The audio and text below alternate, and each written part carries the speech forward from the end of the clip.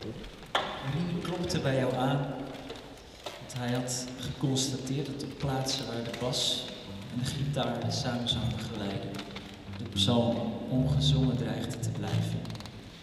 En jij gaf hem de ruimte om met dichters, componisten, maar vooral ook Hebreïsten, nieuwe liederen te maken. En je gaf ongekende artistieke vrijheid. Je hebt je volgens mij nooit bemoeid met de inhoud. En dat heb ik wel heel erg gewaardeerd, en anderen met mij. En de grondtekst was heilig. Het is eigenlijk wat Sietse net ook al zei.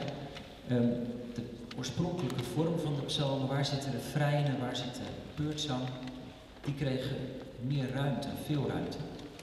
En dat leverde liederen op die je eigenlijk niet gesplitst kan zingen. Als je een psalm voor nu zingt, dan moet je hem van A tot Z zingen.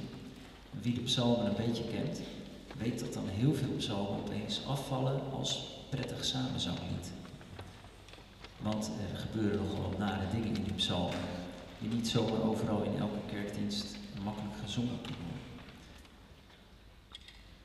Maar het is ook bijzonder dat die psalmen zoveel ruimte kregen. De grondtekst was de basis. En daarmee is het ook een heel breed liedboek geworden. Want ik dacht er eigenlijk vorige week pas aan. Het is denk ik het enige project dat ik ken dat zowel in het nieuwe liedboek de kerken staat, ongezongen te worden, maar ook totaal andere soort bundel, de opwekkingsbundel. Dat er over een half jaar worden er 5 psalmen voor nu, dus psalm van A tot Z, op de opwekkingsconferentie gezongen en gekend en in Pinkstergemeentes en evangelische gemeentes.